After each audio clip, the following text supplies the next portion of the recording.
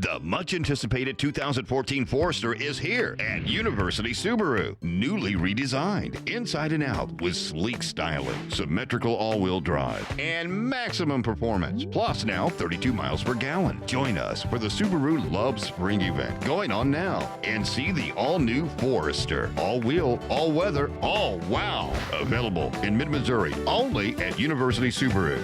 The wise choice.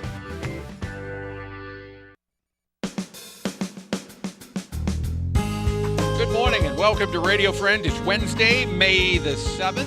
We're going to talk about personal energy transportation system called P.E.T.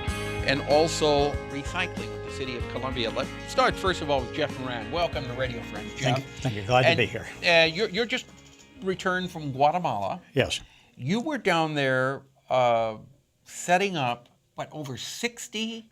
Yes, about 20 million people, or more than 20 million people around the world need something like a P.E.T. or a wheelchair to provide mobility. You know, May is National Mobility Awareness Month, by the way. So we want to try to promote P.E.T. because it's one of the tools people can use to achieve mobility. If you're wondering what we're talking about, if you go to the website, go to kbia.org, and then watch this segment of Radio Friends. I'm holding in my hand a toy, a little toy. This is a personal energy transportation system, and the person sits on here.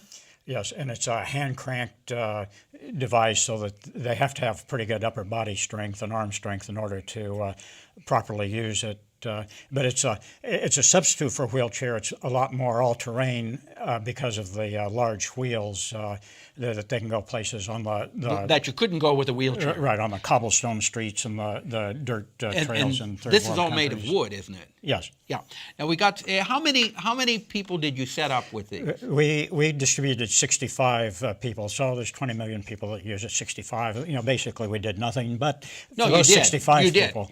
For those 65, you did a lot. I want to show you also a picture, and here is a young lady before. Right. This woman actually came crawling into the distribution point. You can see the sandals that she used to protect her hands while crawling on the ground. So she came crawling in. When she left, she was able to go out on her own energy with one of these personal energy transportation. Right, and now she can look people in the face to deal with them instead of when you're crawling on the ground, your head's pretty much facing down. You know, and we take so much for granted. Right. We don't realize what these people are going through. Right. This building has an elevator and ramps to get around this floor of the building, but in a lot of third world countries, that's not going to be the case, so that they need something like this so they can get to school, go to church, go to see family. So how much does a unit like this cost? Well, the cost for producing one of these is about $250. That's all the wood, the steel frame that's underneath it, and the hand crank bicycle chain. So if somebody listening to us wants to help out, if they want to make a donation, what can they do, Jeff? The phone number is 573-886-7877, and the website is www.giftedmobility.org. Okay, and these are made here in Columbia, aren't they? Yes. Yes, we make about 2,000 a year here. Is there time to show this one more sure, picture? One more picture. This is what we like to see people doing with it. This is a row of P.E.Ts with coolers on the back that people can use to go to the park and sell stuff, which for us isn't a big deal, but it gives these people some sense of self-esteem. Right, and they have some income coming in. Right, they can provide income.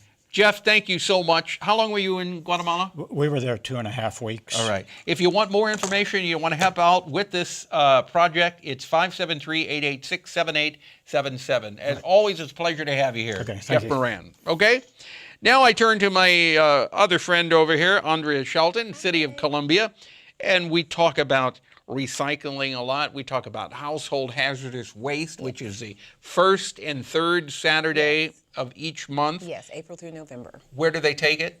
1313 Lakeview Avenue. Okay. Which is right by the city power plant, Yes. off the business loop. Off the business loop, 1 block north of the Yeah. business loop. But today, you want to promote something you're doing this Saturday, and I've never heard of this project before. Previously, probably about maybe 10 years ago, I think this project went on for a few years, and I'm just trying to revive it. Okay, you are doing a flower pot recycling Yes. this Saturday. Now, you're not talking about the clay flower pots, No, are you? no. You know, when you go to the nursery and you buy your vegetable plants in Yes. the little plastic containers or in those bigger plastic pots, Yes. most of those end up in the landfill. They do. Unless you take them back to the nursery, which way they would be more than happy to have They them would be more too. than happy to have them. Yes, they would. But if you don't want to do that, don't throw them in the trash. No, we are hosting, the City of Columbia Volunteer Programs is hosting a flower pot recycling day. Okay. Now, this type of plastic you can't put in the regular recycling, Yes, right? because, curbside recycling, we only collect number 1 and number 2. Now, I don't know what number plastic this is, but it is not number 1 and number 2, so you're not able to recycle it curbside. You're not able to drop it off of one of our drop-off locations. So we've made arrangements with a local business owner, well, he's in Fulton, Gary Ryan of Ryan Enterprises, where he takes these flower pots, the trays, and he takes them and makes them into wooden planks, but plastic planks. He uses Plastic what? They're planks. That's why it's called pots to planks. He uses for timber posts. He makes just different things. Like we have a park bench that someone made out of the plastic. I see those all the time. Yeah, well, I that's see what he makes, those plastic planks. Yeah. The lumber. Yeah, It's the it looks plastic like a lumber. Yeah. Uh-huh. It just looks like, wooden timber, but it's not. It's plastic. Right, and you can do some of your decks Yes. that way too, Yes. with that lumber. Yes. And it doesn't have to be refinished. Correct. It doesn't rot. forever, It yeah. lasts forever. Well, at least Yeah. it's going to last longer than you and I. Exactly. But so the important thing to keep in mind is we want to keep as much out of the landfill Correct. as possible. And when you go to the garden and you buy your plants, don't throw those little planters in the trash. Yeah, we're taking the large planters, the small ones, the trays. We're taking all of that. And like I said, he's making those into landscape timbers and planks. Okay, so you can take them in on Saturday, this coming Saturday, May 10th. Now, 10th. what happens, dear, if you don't have your garden out yet and you're not going to plant till next You week? will, though. I waited until after the last official freeze date. That's what, I looked it up. So you're telling me Missouri that did after not cooperate. you're telling me that after Saturday, It May is 10th, there's not not- going to be another frost. As God is my witness, there will not be another frost. I don't care After what. Saturday, May 10th. I don't care what Missouri says. There is not going to be another frost after May 10th. Andrea Shelton, you may be eating those words. I will not. So Saturday, May 10th. From 8 to noon. We're out of time, Andrea. I'm not going to make another comment because I think it doesn't mean that it's going to happen this year. It doesn't mean it'll happen this year, but I've seen frost in mid-May. Okay, well, I'm only guaranteeing 2014. All right, got it. Let's see. Tomorrow, Columbia Public School Planetarium, our topic. Our program directed by Travis McMillan, Reynolds Journalism Institute, Audio Pat Akers, KBIA. Our floor director is Rachel Gangweir, and our assistant producer and guest coordinator, Uncle James Mauser.